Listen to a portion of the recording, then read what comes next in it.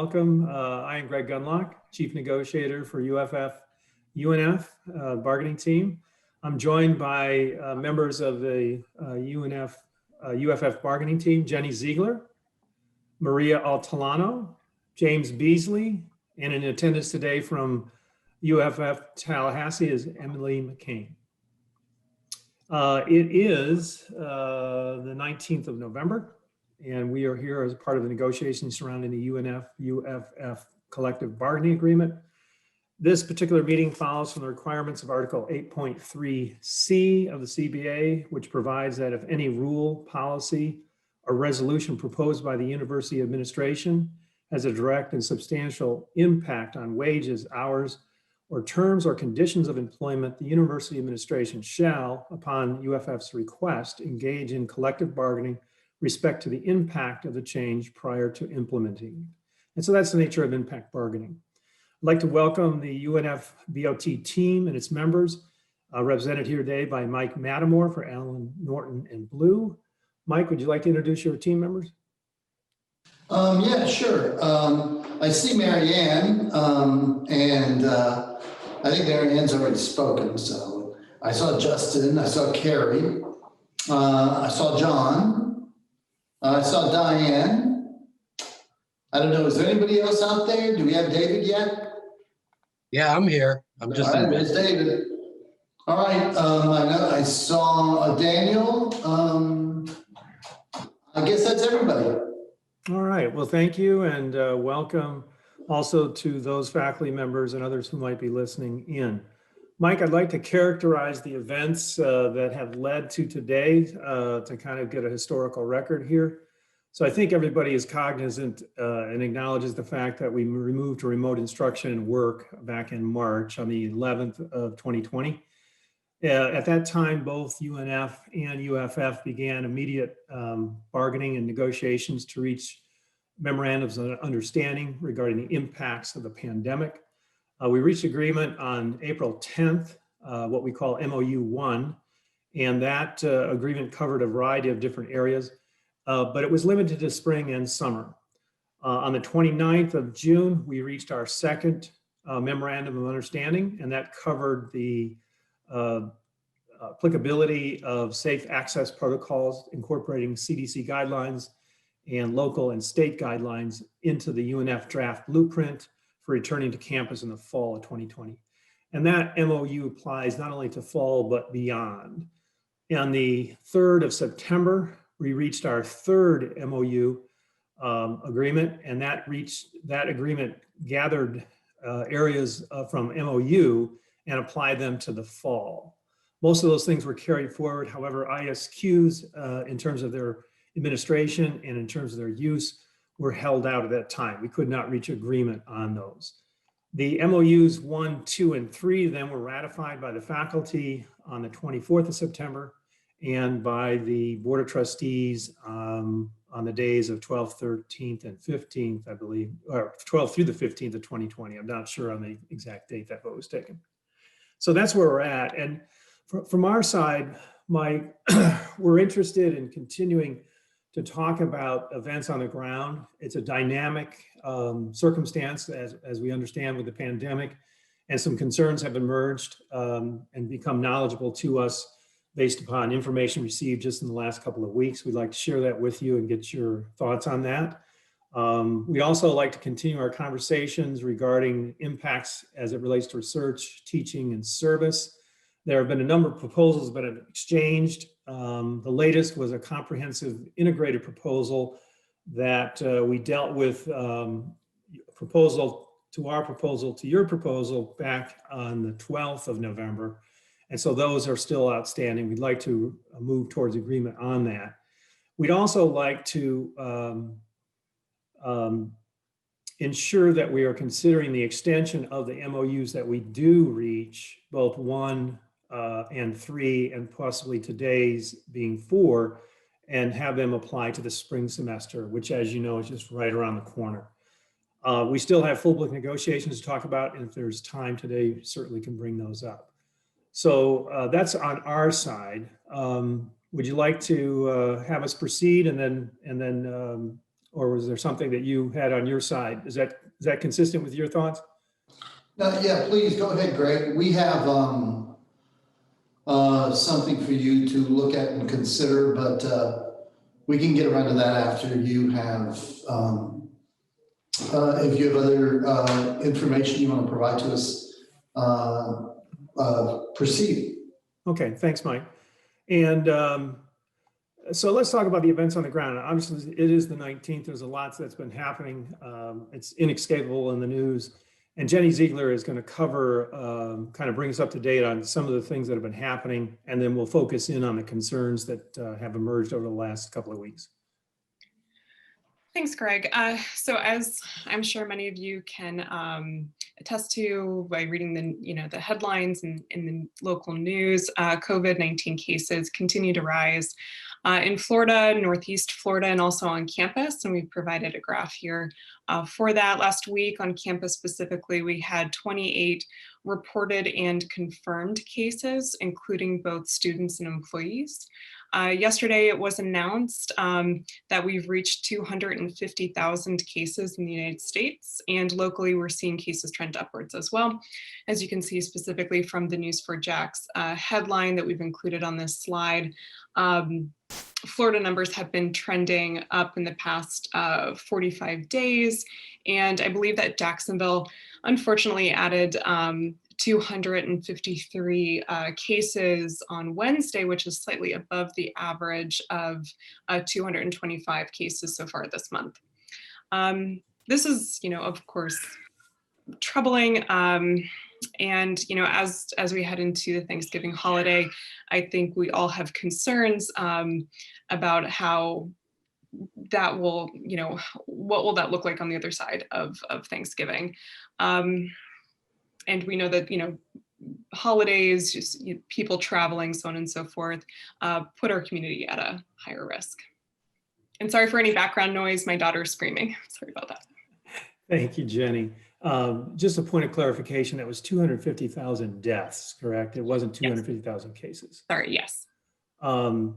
Literally, as we've been talking across the wire, has come new CDC guidance that is actually now recommending that people do not travel at Thanksgiving. In other words, that they do not travel at Thanksgiving. So there's no doubt, and I think there's no one on this call that would not understand the concerns and also the trajectory of concerns. We've seen some trajectory at UNF. By the numbers there, you can see we're experiencing average cases on a weekly basis that are much higher than we did in the summer, August, when things were beginning to be reported. The COVID Act now has identified both Florida and Duval County as under an imminent or exigent threat at this present time. And Jenny, correct me, this is a local headline, right? COVID-19 hospitalizations rising locally, statewide. Doctors are concerned if holiday gatherings will make situation even worse. That's coming from one of our news stations here. That's correct, News4JAX. Okay, all right. And Mike, you may not be aware of it, but next week, not only do we have the holiday for Thanksgiving, but here at UNF, the days of Monday, Tuesday, and Wednesdays are optional instructional days. And from what I'm hearing from faculty, very few faculty members will be holding classes on Monday, Tuesday, or Wednesday. And so I think you can gather an expectation that that's going to prompt, I think, more people to travel if they otherwise would not travel given the length of time. And so there's an overriding concern that we are moving into a situation that was actually, I can characterize as worse than we were in the spring and in the summer in terms of cases, both nationally, statewide, and locally. And something we've just learned and become concerned about is what will happen in terms of faculty and staff following to the move to remote instruction post-Thanksgiving. Everyone on this call, I think, is aware that after Thanksgiving, the university has instructed that all classes shall go full remote. We're not sure exactly what that means because it doesn't cover non-class type activities.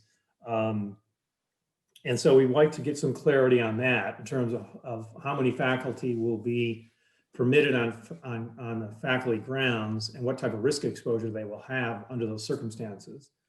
And a good example of this is the library, which we understand will remain open through past Thanksgiving through to the 21st of December. So that, by the math, that's literally a month from now, a little bit more than a month from now. There are approximately 18 faculty in the library, and of course, staff and students would be there as well.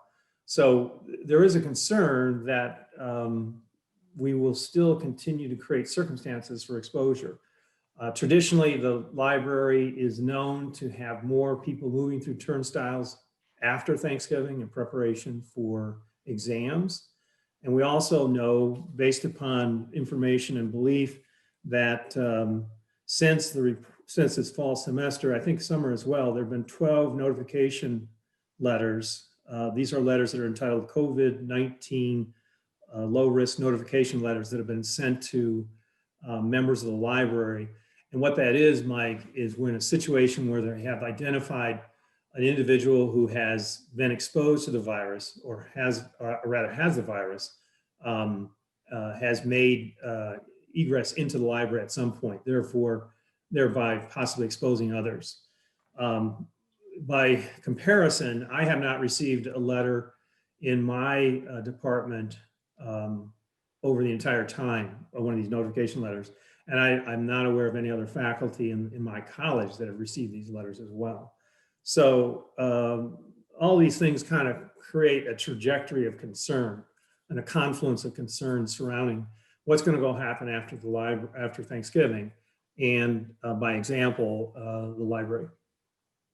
So I think the idea here is, what is going to happen afterward? Can you provide some clarification as to that? Will there be instruction to faculty to not come on campus after Thanksgiving, and how will it be handled in the library?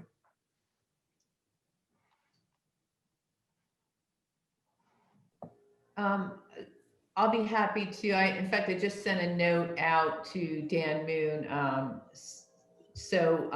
We'll request from the Blueprint Task Force further clarification for faculty, and including the library on what the expectations are post Thanksgiving when the students leave campus. So we'll work on that. I'll put a notice out to ask for that. Okay, that's what you're asking.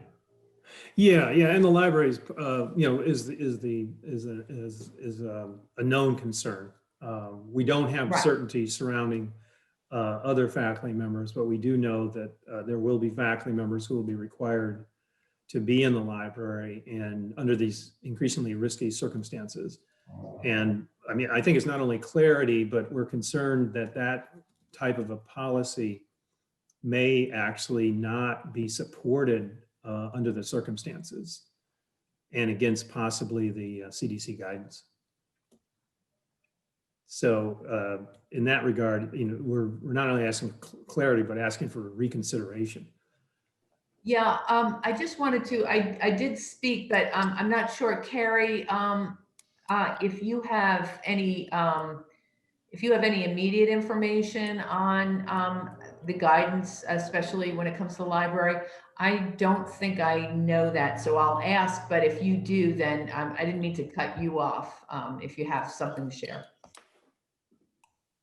So we haven't spoken specifically about the library in the COVID task force, but I do know that administrative offices will be open through 12/21, similar to what Greg has said the library will be open through. And so, I can state that for all of the positive cases, both student and employees, none of those have been transmitted through contact on campus in any academic departments, in any classes, or any administrative offices. So those have all, come through contact in, these types of situations that we're about to run into for Thanksgiving, and, the holidays, which is, meals with families, out to dinner, in public places, things like that. So, while the risk is there, I think that we're doing a great job of mitigating that risk on campus by enforcing, social distancing and the wearing of masks. And so we can confidently say that, we're not exposing anybody on campus, and that we're limiting that exposure, as much as possible. But I can definitely, take that question back to the task force too, and see if we can get further clarification on after Thanksgiving break. Thanks, Carrie. Just a quick clarification. Are you saying with a certainty that no faculty member, no student, no staff member has ever contracted COVID-19 on campus? Yes. So we do, thorough contact tracing for every person that reports that they have tested positive, either through the testing provided on campus or through testing provided off campus that, individuals are notifying us of. And so through that contact tracing process, nobody has been discovered to have transmitted the virus to any other person while on campus grounds. I won't go into it now, but I wonder how they know that. But at any rate, Well, that's because not- we can figure out who they've come in contact with on campus. And so none of those, potential contacts have turned up positive after the first person was notified of being positive. All right. Well, thank you. If you could give us information then on what, so it's really two levels: the general policy clarity as it relates to post-Thanksgiving, and then the library particularly. And in between there, and we don't want to identify the library specifically, but we just don't have information about, say, for example, centers and other administrative settings where faculty are involved. One example might be the Learning Center, where faculty participate in activities that are not characterized as courses or classes, which would fall under the edict for remote instruction, but may, as a result, therefore have to be on campus. And then I'll put an asterisk on it. Our concerns are not just with faculty. Obviously, we're here to advocate on their behalf and the members of the unit bargaining. It includes staff and administration and students, of course, anybody that's on campus in that environment. All right, thank you. And if there's any additional thoughts or questions from members of my team on that?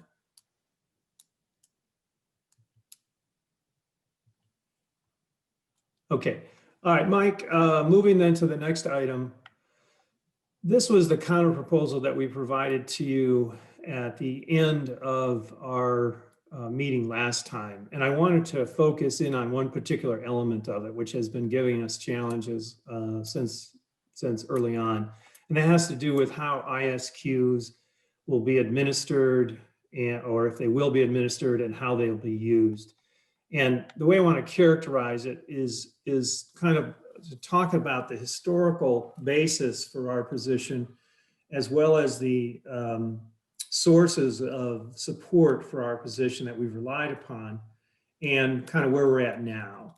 So just to kind of contextualize, as you know, this past spring and summer, we reached agreement that faculty would have the option of whether or not to administer or use their ISQs. And by administering, I mean administering them in class. By use, I mean having them be a part of the performance evaluation and then subsequently included in portfolios that would be used for tenure and promotion. During that period of time, both sides of the table agreed that there were impacts occurring that were affecting the integrity and fairness of the ISQs. During that period of time, we solicited the opinions of faculty members on multiple occasions. And in every instance, at a very high percentage level, faculty desired not to have their ISQs used for evaluative purposes or even administered. As you know, just recently we were able to consult with an independent expert who offered a video here recently that suggested that based on their analyses, ISQs administered during the time of the pandemic lack validity and fairness. In addition, we've since done some benchmarking, and we've determined that some SUS schools are providing faculty and continuing to provide faculty the option to use ISQs. And finally, there has been some empirical analysis that's been conducted, but based upon experts we've consulted, and actually the results themselves, they don't provide conclusive results for the types of comparisons and issues that we're talking about. Based upon all of those sources and methods and means, our current proposal, which is modeled after Article 10.4, which requires the administration to respect the integrity of the evaluation process and to evaluate faculty fairly through that process, we have proposed that for administering of ISQs, that we would go forward with them as usual. This would provide, and this is a modified position, a compromise position on our part, but we realize that the administration desires to have some information. We think that doing that would provide information to the administration, and it would do this in the form of aggregate results. In other words, you would get aggregate results on a department and a college level, just like we normally do. But the independent results would be reserved. And what that would do is provide faculty the option to take those individual results and either use them or not use them for purposes of evaluation, purposes of subsequent tenure promotion in their package. We think this provides integrity and fairness that's required by the CBA, and thereby would avoid potential grievances down the road, which including class grievances that could occur. And what this would do is allow faculty to decide on the accessibility of those individual results and whether or not they're included in evaluation and thereby available for promotion and tenure. So that's where we're at. And, I don't know where you've landed on this. To this point, you have been steadfast in saying that, that what happened in the spring and summer, you weren't going to abide by that for the fall. And I sense into the spring. We're just having a difficult time wrapping our arms around that, given all the information that's been shared. So let me flip back to the proposal. And I think I hope you have some modified position. You modified your position on the ISQs, but I'll turn it over to you, Mike, and go ahead and share what you need to share. Okay, thanks, Greg. Marianne, so today we have a modified memorandum of understanding for your consideration. It's different from what you last posted, and we can go through that. So this is the memorandum of understanding that we're putting on the table today. And I will say that we have gone back to the academic administration of the university. We've talked to a number of sources about what we're comfortable putting into a contract, a memorandum, and this is it. So what we have in this memorandum of understanding is that, and I think much of this language we're in agreement on, there shall be provided an opportunity to address the impact of the COVID on the performance of assignments or responsibilities, teaching, research, creative activities service. There will be a format for the inclusion of this information built into the annual evaluation portfolio and the report of activities. Faculty will have an option to conduct and provide a self-rating, and that would occur in the evaluation portfolio or the report of activities. And we have a statement, which I think we all can agree on, that the department chair or the supervisor shall, mandatory, in annual evaluations take into account the information that's provided by the faculty member in the portfolio or the report on the impact of COVID on their activities and their self-rating. For the ISQ, we're willing to agree that we will include a statement. And the statement says ISQ results for academic year 2020-2021 may have been impacted by the COVID-19 pandemic in the teaching and learning environment. So we're willing to add that. And we're also willing to watermark each page of the faculty member's annual evaluation by the chair or their supervisor with the watermark COVID-19 pandemic year. We're able to, if we can reach an agreement on this ability to provide information about the impact of COVID-19, about that there will be a formal format to provide that kind of information, that there'd be a watermark on the annual evaluation, and there'll be a statement included in the results of the ISQs. If we can reach agreement on that, then we can apply this memorandum of understanding to the fall of 2020 and also to the spring of 2021.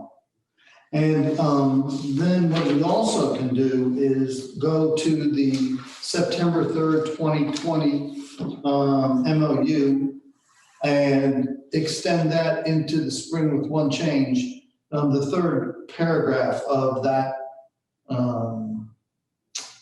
MOU had a December 2020 date. So that, I guess, is unnecessary, since in the spring that date will have already passed.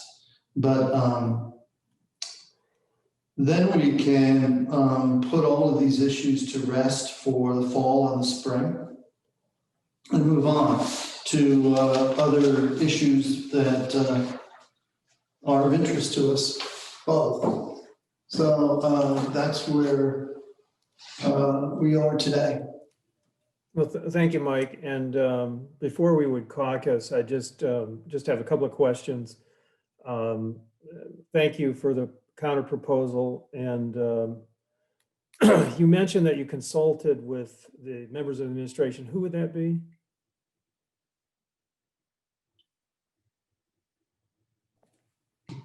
We're not going to go into specific conversations with specific individuals, because that's, our collective bargaining process. When you caucus, we respect the confidentiality of your caucus, and the same would apply to us. But rest assured that we talked with many people throughout the academic administration, and this is what we're committed to. Do those many people agree that there's an impact of the pandemic on instruction for the fall semester, as the bargaining team has on your side? Well, I think everybody agrees that it will impact some people, maybe not everyone, and it would impact people in a different way. We've talked about that, and they realize that, if somebody is teaching in a particular format for many years and they're changing their format, that could have an effect on how they deliver the instruction. And we clearly, as John has spoken to, there are people that have had their research affected by the limitations on travel, or how some sources that are necessary for the research are not available to them right now. And we understand all that.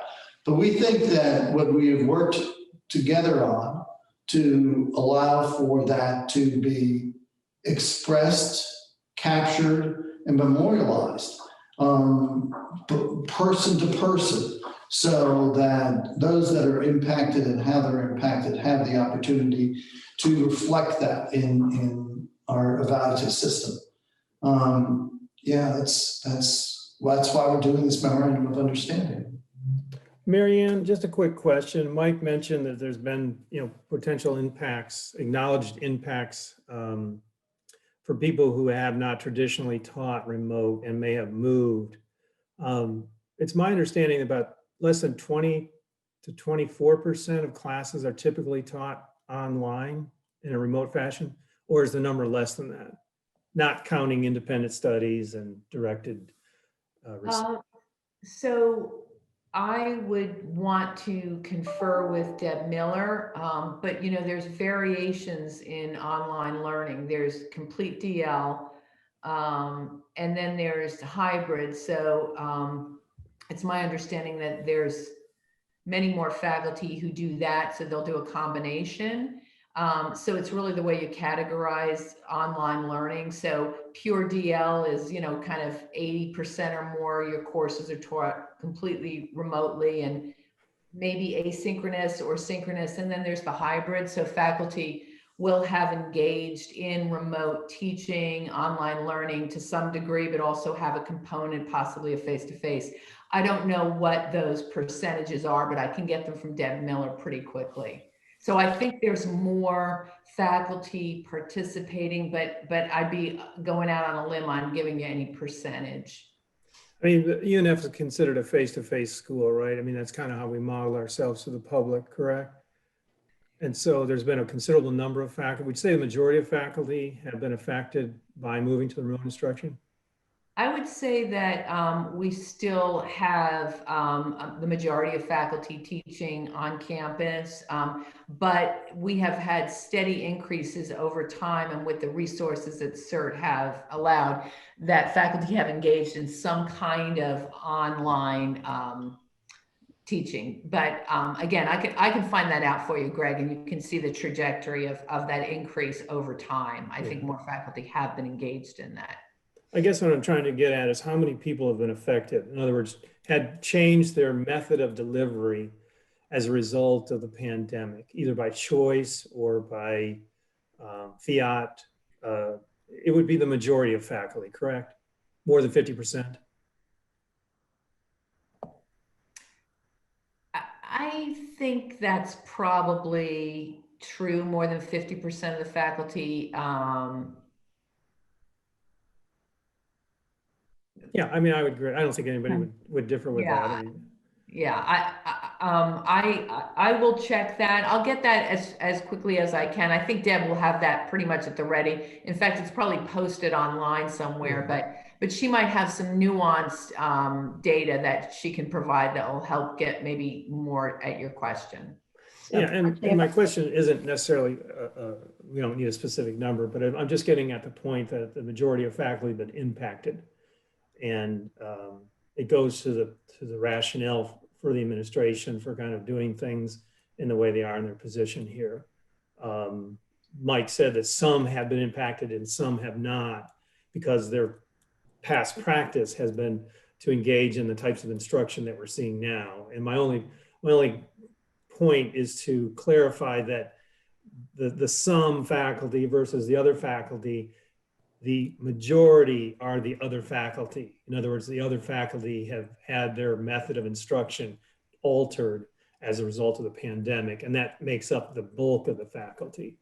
But we're not saying that those people have been adversely impacted just because they may be delivering instruction on a different platform. As I recall a conversation earlier this semester, and I saw some statistics that I think was posted by the United Faculty of Florida, the faculty at the University of North Florida had a great deal of input into how they were going to deliver instruction in the fall, and that the vast majority were pleased with what they were, how they were teaching and what they were teaching, and were satisfied with their not only with their assignment, but with the support they were receiving from the university. So I don't know, just because if the suggestion is just because someone has changed their platform, that they are adversely impacted. I didn't mean to suggest that.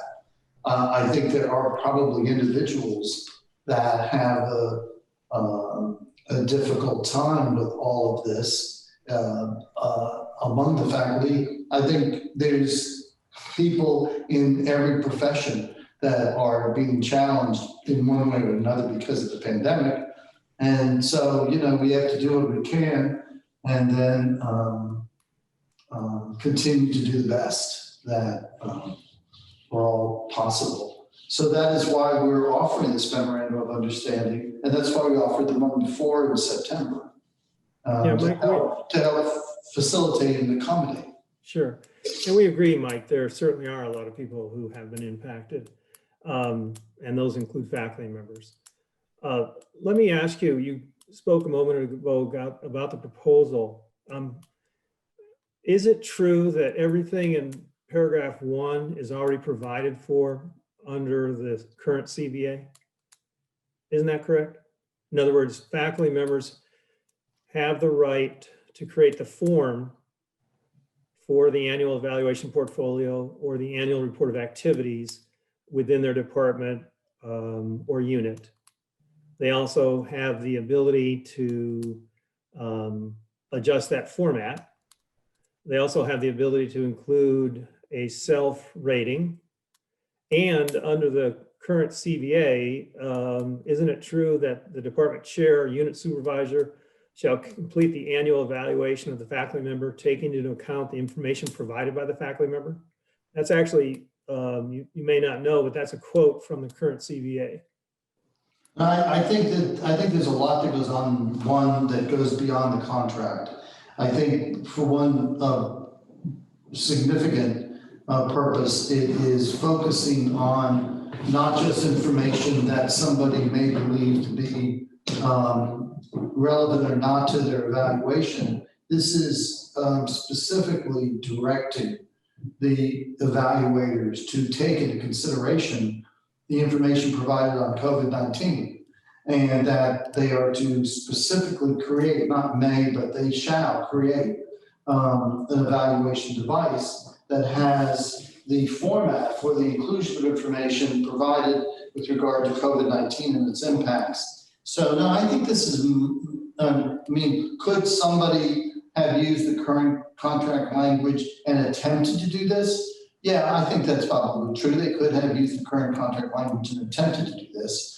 But what's happening in one is an obligatory contractual agreement that this will happen. And so I think it's different. That's an interesting analysis, Mike. Are you saying that a department chair or unit supervisor under the current contract does not have to take into account the information that's provided by the faculty member, including COVID-19? No, I didn't say that either, but at the same time, there's no language in the contract that obligates an evaluator to consider the information on COVID-19 that's provided by the faculty member.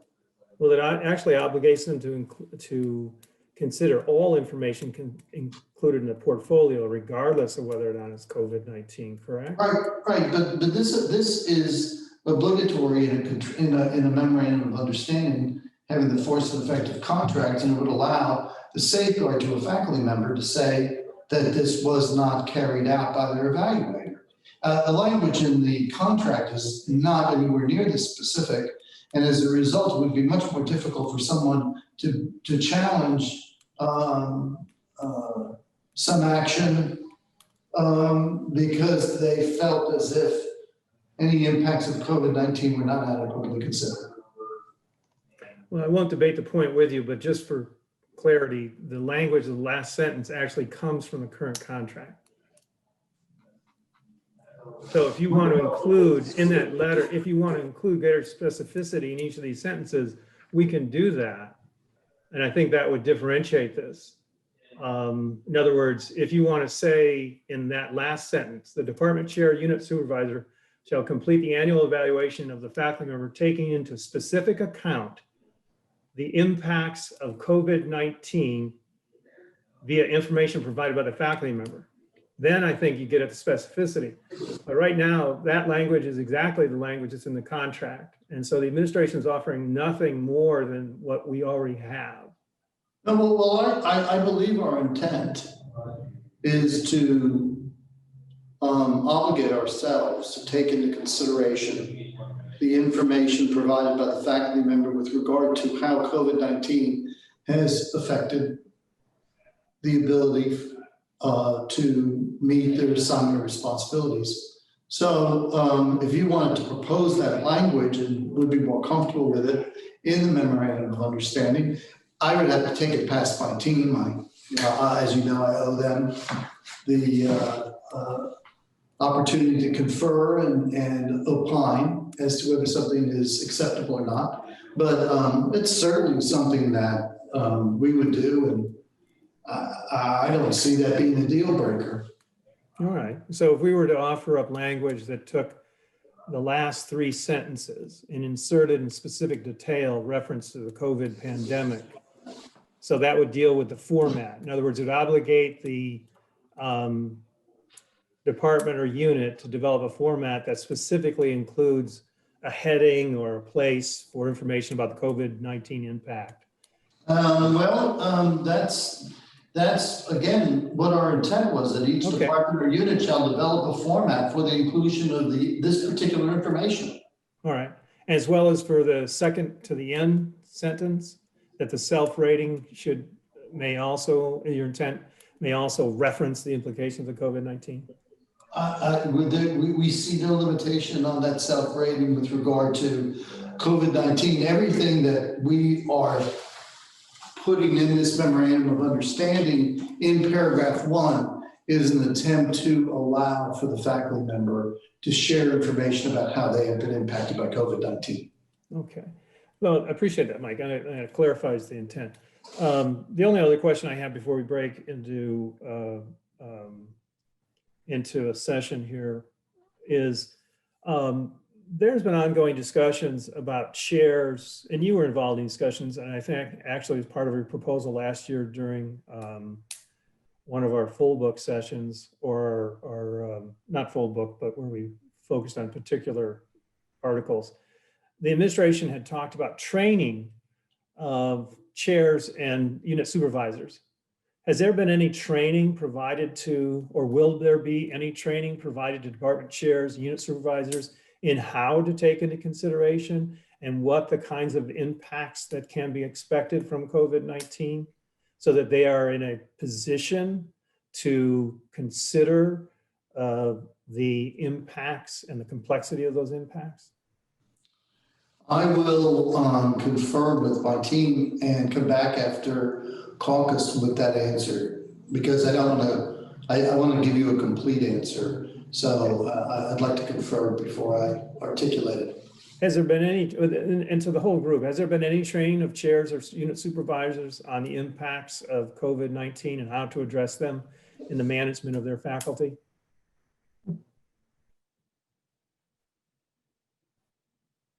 We have a couple of deans, and we have some VPs, and we have several high-ranking members on the team. I'm taking that there's no reply means there hasn't. We have a department chair as well. I would assume that. All right. Would you be amenable to a insertion that there would be training?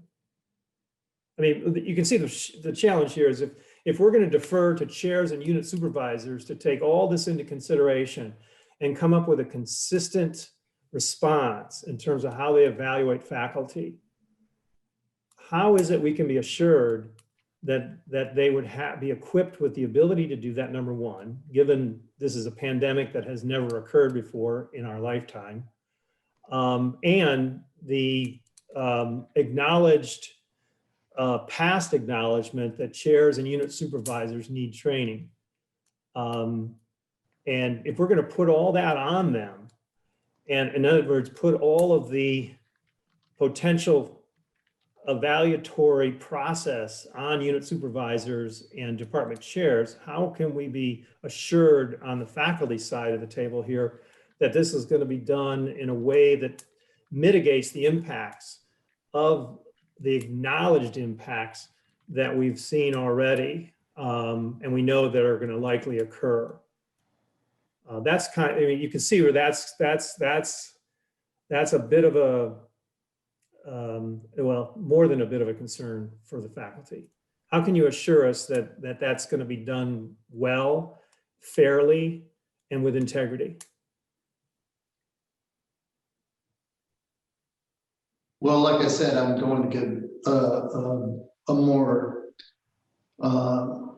embellished answer, but I will say, if the premise that underlies the question is that we have evaluators, both chairs and supervisors, that are incapable currently of considering how COVID has affected their colleagues who they work with every day, I would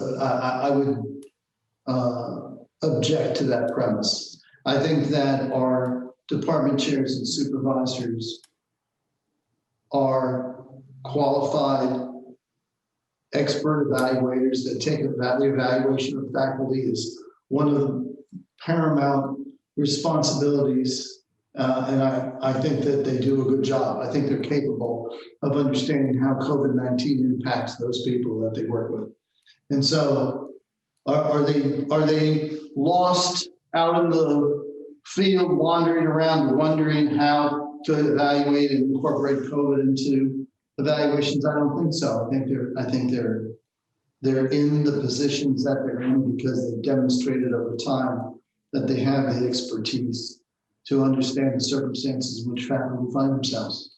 But in the event that there's some guidance that may be out or planned to be disseminated, I'll find that answer for you. All right. Well, I appreciate your positioning there. I think that the chairs and unit supervisors will appreciate that. I think we do have concerns.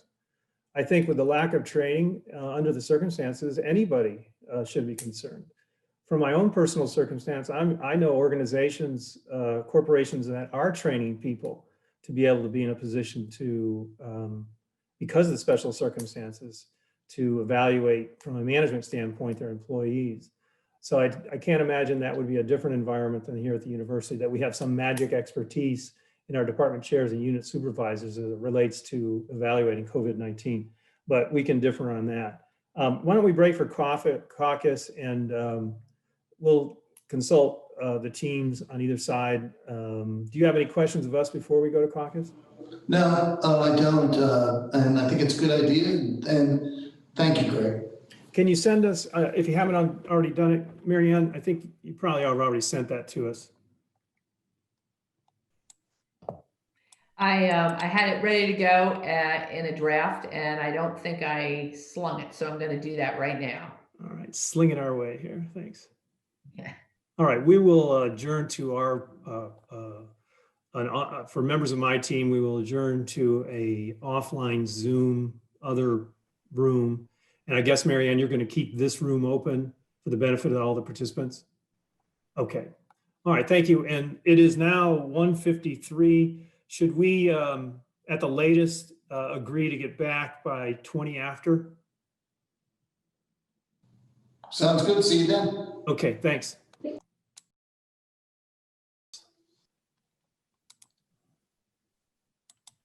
Oops, wrong thing. Sorry. No worries. 1 second. Okay.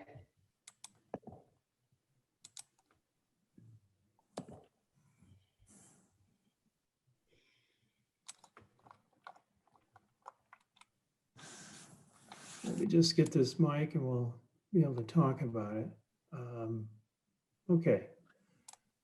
So do we have everybody back in the room? Let me make sure.